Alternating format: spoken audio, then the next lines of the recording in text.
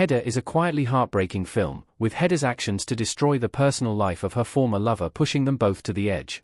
Based on the classic play Hedda Gabler by Henrik Ibsen, Tessa Thompson's Hedda focuses on the titular high society woman throwing a lavish party at her family estate in mid-20th century England.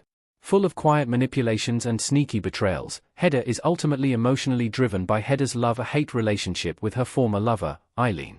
As Hedda uses the party to bring down Eileen's new relationship and professional potential, it only exposes her own vulnerabilities.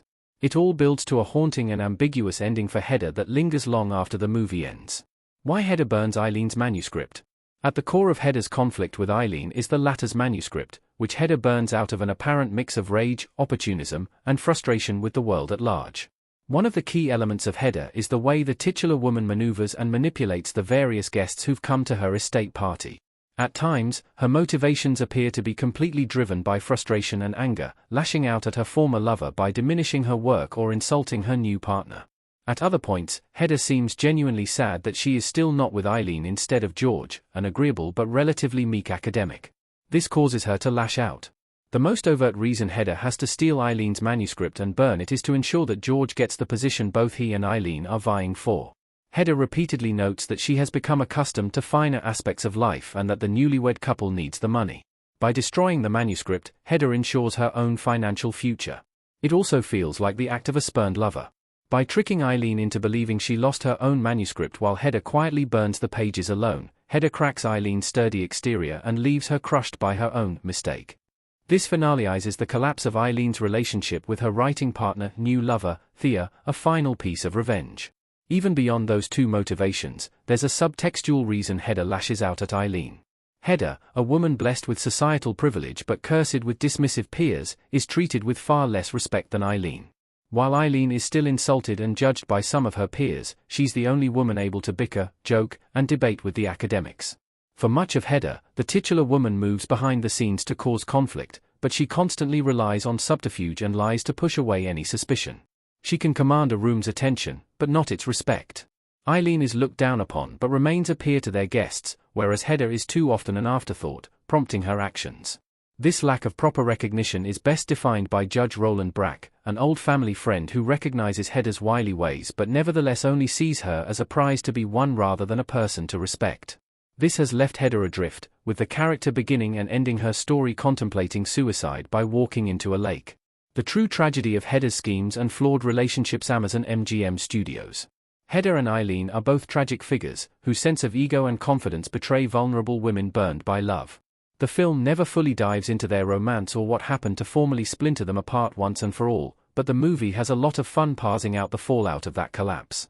While Hedda has found a socially acceptable husband, Eileen doubts she will ever be content. This is supported by Hedda's embrace of chaos for the sake of it, including her habit of lying to her husband's face whenever he inquires about what she's doing. Hedda remains her own person, even if her agency only ever drives other people to action.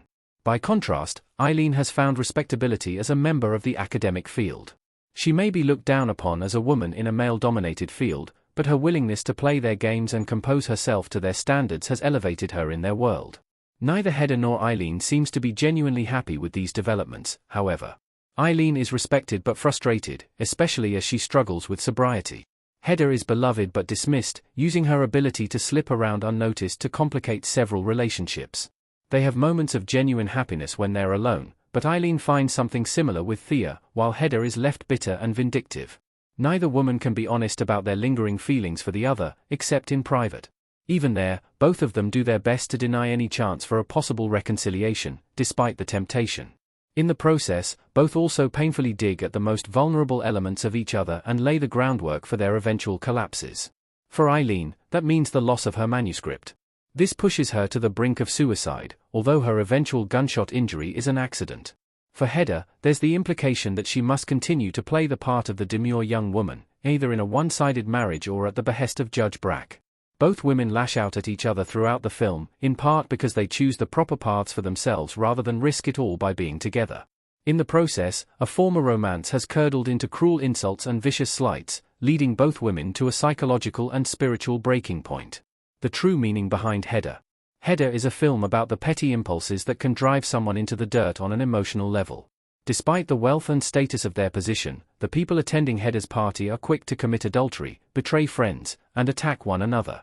Hedda uses this to her advantage, undercutting the high society imagery by forcing out their destructive impulses. Whether Hedda's pettiness was driven by desperation, jealousy, anger, or even just boredom, she's allowed herself to become the embodiment of spite. It even extends to herself. Hedda's moments of self-reflection always paint her as painfully aware of the damage she's doing, even as she continuously doubles down on her plans. That's what makes part of Hedda's ending involving George and Thea so surprising.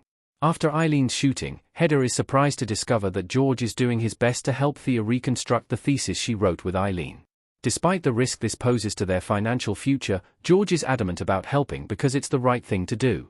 This is the only time that George really stands up to Hedda, choosing to help another out of pure altruism instead of self-serving vengeance. It's also one of the true breaking points in Hedda's resolve. Along with Judge Brack threatening to expose her, Hedda rushes away and back to the lake to potentially take her own life.